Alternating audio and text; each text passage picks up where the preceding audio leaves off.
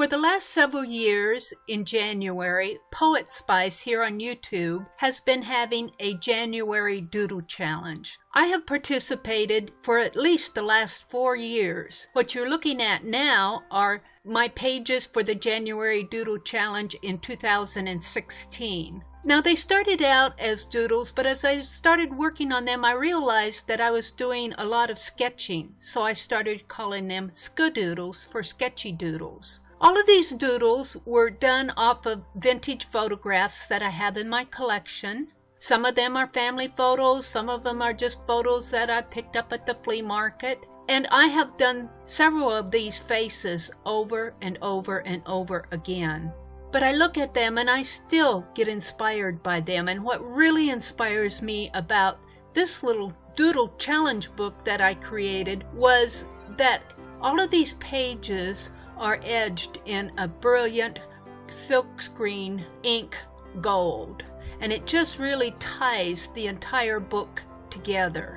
Now, I hope to do that in my 29 faces. I'm not doing it with gold, but I am doing it with black. And the reason I'm showing these now is that by the time you see this video, my 2017 #29faces project should be over. And it is so interesting to compare the two. These pages were done on a smaller scale. They were done on pages that 5 inches high by 4 inches wide, whereas my 29 faces were done on pages that were 12 inches wide by 12 inches tall.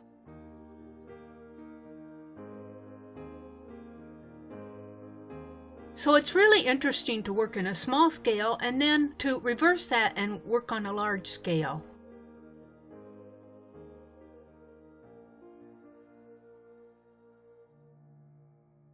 I've had a lot of fun doing these, and the sketches are not photorealistic, and I don't intend them to be realistic, but I tried to learn something from every sketch. I tried to study the photograph, and then from that study and from that verbalization that I do beforehand,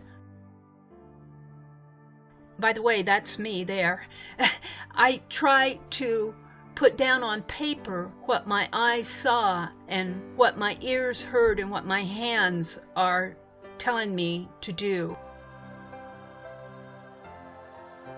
Some of these photos, like this one, are done off of Tim Holtz' Found Relatives. I've had a lot of fun doing these. At the end of the challenge, I did a short tutorial talking about how I approached the project. I hope that you've enjoyed this flip through, and I will see you on the next page.